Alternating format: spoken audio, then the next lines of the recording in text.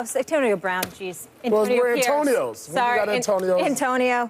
Yeah, Brown was on the mind there. How we doing? A lot of famous Antonios. I know he's a Super Bowl around champion. Come on, go Big Blue. How we doing? I'm good. What up, AP? Thanks for being on the show, bro. Yes, sir. Yes, sir. Stephen A., do you believe some of the Steelers don't want Antonio Brown on their team?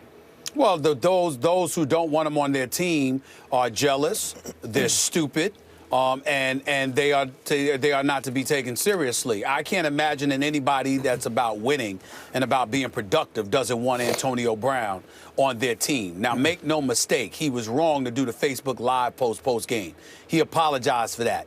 But this guy didn't commit a crime, for crying out loud. Mike Tomlin called him out as well as he should have. He was foolish. He was inconsiderate. It was selfish, no doubt about that. He got fined for it. He got called out about it. But at the same time, this dude has missed a grand total of 1 game in 4 years. Not only does he show up to play, but he shows up, period. The best ability is availability. And this guy shows up. Last 4 years, guys, 110 receptions, 129 receptions, 136 receptions, 116 receptions, a minimum of 15 games each season, okay? Then you got 1,499 yards, 1,698 yards, 1,834 yards, 1,284 yards. This brother is big time.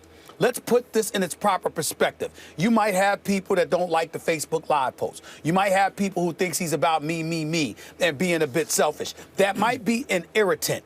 But in the end, I have to believe, AP, considering the violence associated with the sport of the National Football League, how literally individuals put their bodies and potentially their lives on the line, considering how violent this sport is. You going out there putting your body and your health on the line to win.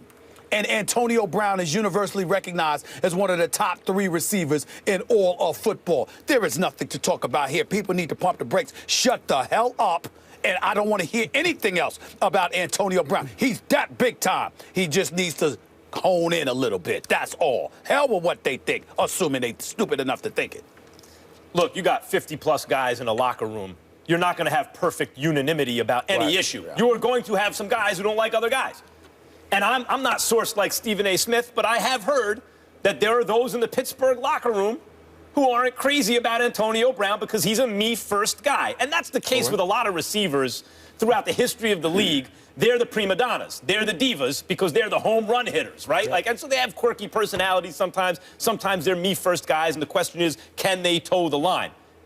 But Antonio Brown is, as Stephen A., you mentioned those stats, he's an all-time elite receiver. The quality of his prime is just about as good as anyone who ever lived, including Jerry Rice. So when you have that caliber talent, even if the locker room is somewhat divided, whether they love him or not, boy, I mean, what could you get that's of equal value? You have to be able, if you want to move him, to get a haul for this guy. That's the only way, you could move him. But I do believe there are guys in that locker room who don't like him. Yeah, I think in every locker room, there's guys that you don't like. You don't like the way they rub. You don't like their antics, whatever it may be. And I think you hit it right on. Every wide receiver has that me factor, right? It's a little bit about me. And what I would say is once you cross that line of conduct detrimental to the team, that's where the problem comes in the locker room. I think that's where you're hearing all the smoke, and you're seeing the smoke and the fire right now is from that Facebook Live post, because you don't do that, right? You don't go in that locker room. You don't do that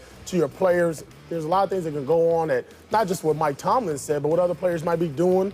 You don't want that out there, right? That's that curtain you always leave closed. But with that being said, the guy's production, what Stephen A. hit on, is out of this world, right? Clutch, too. Now, to go back just a couple weeks ago against Baltimore, the little guy's out there fighting with 2 linebackers, gets the ball over the goal line. So all that being said, you're never going to be liked throughout the whole locker room by all 53 players, the other 52 guys in your locker room. Some people in the front office might not like you. But when your production keeps to add up, and at the end of the day, you're the reason this offense clicks now. You get the train going, right? You get it going. I know Le'Veon Bell came on this year, but consistently it has been Antonio Brown. What I would tell him if I was in that locker room, and they have some great leaders now in that locker room, that's not a question. Just tone it down a little bit. Tone it down a little bit. Cool, you got the Facebook Live, maybe making some money off of it. We don't have to be put in your spectrum. Yes. We don't have to be put in your world Reports of close to $500,000 a year. He's making close to $500,000 a year, $448,000 to be exact. And one of the things that we have to remember, and remember for years I covered the Philadelphia sports as a columnist for the Philadelphia Inquirer, and T.O. and Donovan McNabb was there, and that's one of the disagreements that Donovan McNabb and I always had. Sure, T.O. could have been a distraction, and T.O. was far worse than Antonio Brown has ever been accused of being. But even back then, I was saying, do you want a ring or don't you? Because when T.O.'s healthy, T.O. makes you better. So Andy Reid and Donovan McNabb and everybody else decides that it's best for T.O. to be gone. I don't recall the Philadelphia Eagles ever having a parade down Broad Street for a Super Bowl title. That very well may have happened had you left T.O. down there. Sometimes those selfish players, those players that are deemed to be prima donnas, they're the guys that stir the cup because they get everybody else up on their toes because they're anxious to produce, and you got to produce too because you never know what kind of attention you may draw if you don't. I think that's worth saying. Don't you think so, AP? Yeah, I agree, but I would say this. The diva-ish receiver hasn't been on a winning Super Bowl team in a while. Yeah, I can think of guys on the Giants team where, like Jeremy Shockey, Tiki Barber, were elite offensive players, maybe rubbed some guys the wrong way, and when they went away, the Giants win the Super Bowl. But I can also think of Plexico Burress when he got suspended because he literally shot himself in the foot.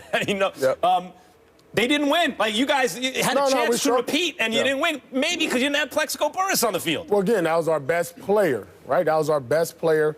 Well, our whole offense is wrapped around that. But I will tell you this, even with Tiki and Shockey, there's a lot of guys that didn't really like those two players. But at the end of the day, they were producing on the field. It wasn't until it got overhand and the ownership had to get involved to now start making decisions. More with Shockey than Tiki. Tiki was more about individuality. Divish receivers can be problematic to some degree, but when they produce, they usually produce, and that's what matters. I think Michael Irvin was somewhat of a diva. You saw what he did.